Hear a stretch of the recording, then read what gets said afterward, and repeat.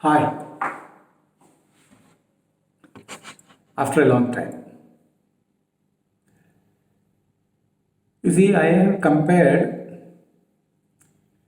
the human experience to an imaginary prison. This prison consists of a four sided roof made up of a false eye, then other bodies with other false eyes in those bodies, a real world out there, a material world, and knowing, that is knowledge and experience. This is the roof of the prison. The walls of this prison are time, space, memory, and imagination. Without time, space, memory, and imagination, the other four cannot exist. The foundation of the whole edifice is seeking or desire. This is what I have stated in the last video. Now, if you further critically examine all the 9 aspects of the human experience explained above, you can see that all of them are mental constructs. We will examine one by one. And what is a mental construct? A mental construct is nothing but a thought. We confuse between mind and thought.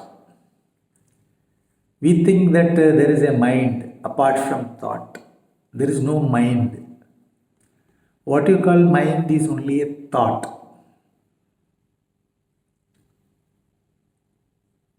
Because of the illusion of the time, you think that there is a mind.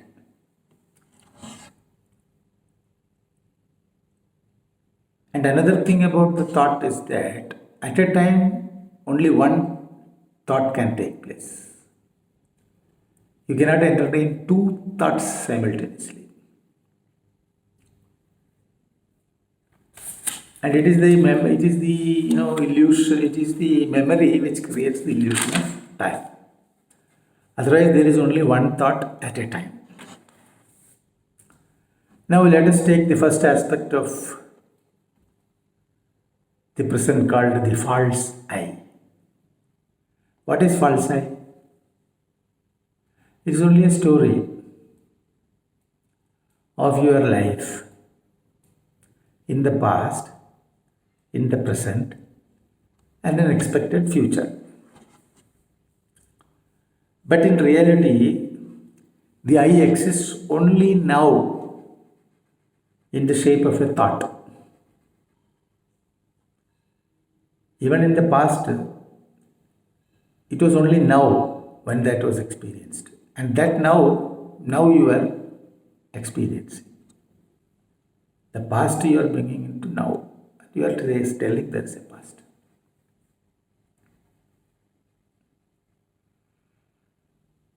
And the story comes to your mind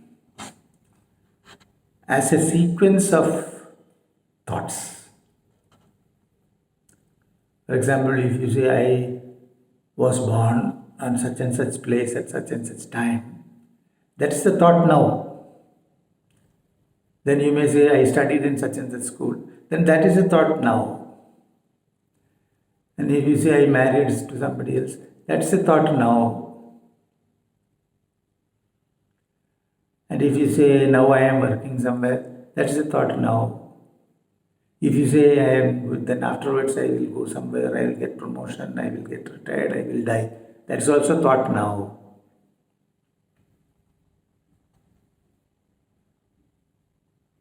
So it's all thought. This false eye is a thought. Same is the case with the other bodies, with the presumed false eye in those bodies.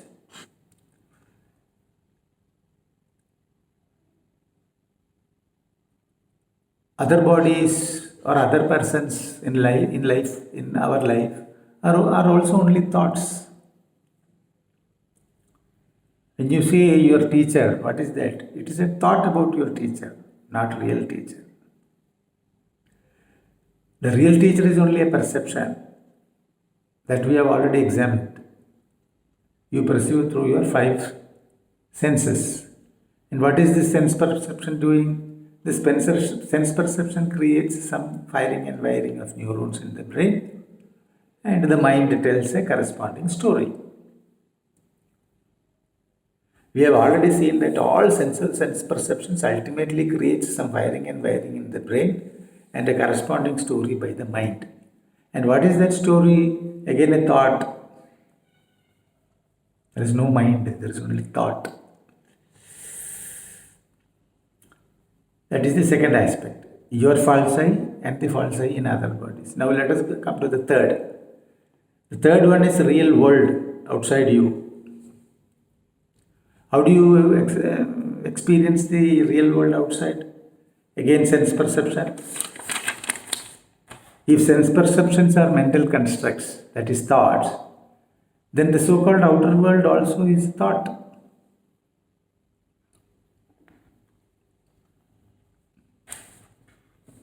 Isn't it? Now let us come to the fourth aspect, namely knowledge and experience. What is knowledge? And what is experience? Knowledge is mental perception and experience is sensory perception. So let us take both.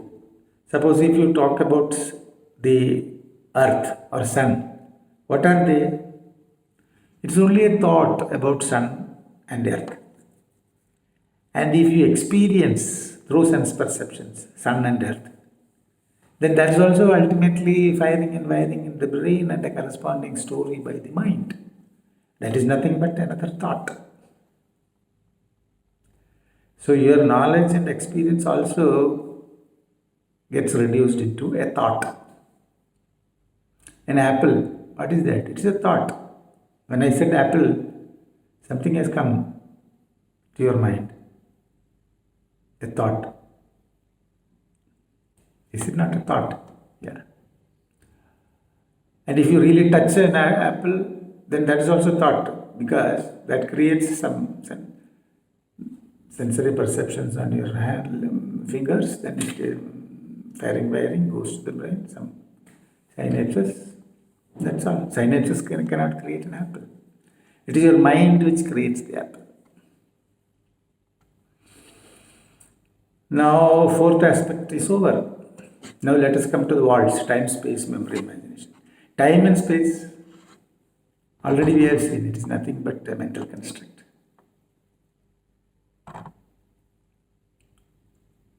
Mind creates a sequence of events and creates time. There is no real time, there is only now. And even in now is not real. Because the moment you say now, it is gone. The moment you say now, it has become past.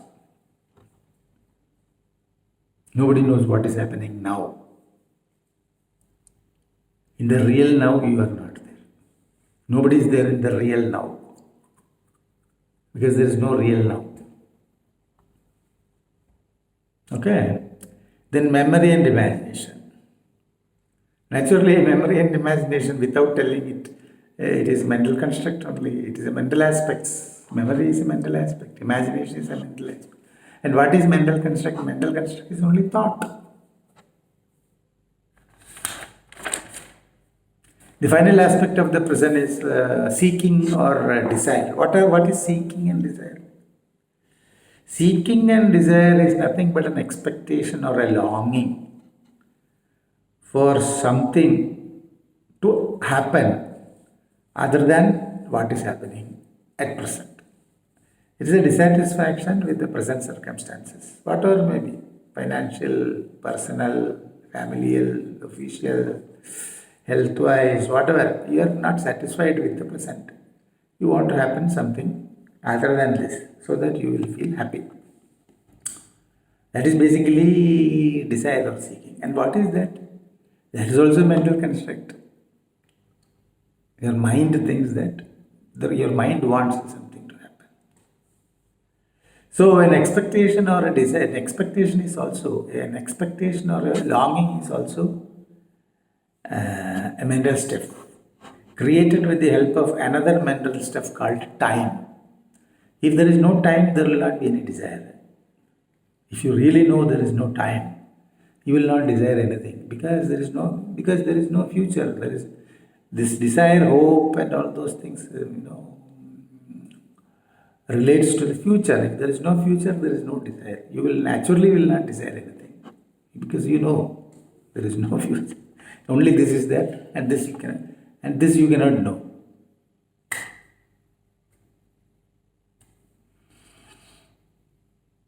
So we have seen all these 9 aspects of false I are nothing but mental stuff, that is thoughts.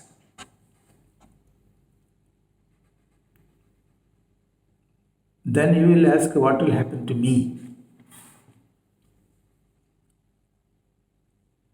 In reality, there is no me. But this me, or the so-called I, is so clever that even if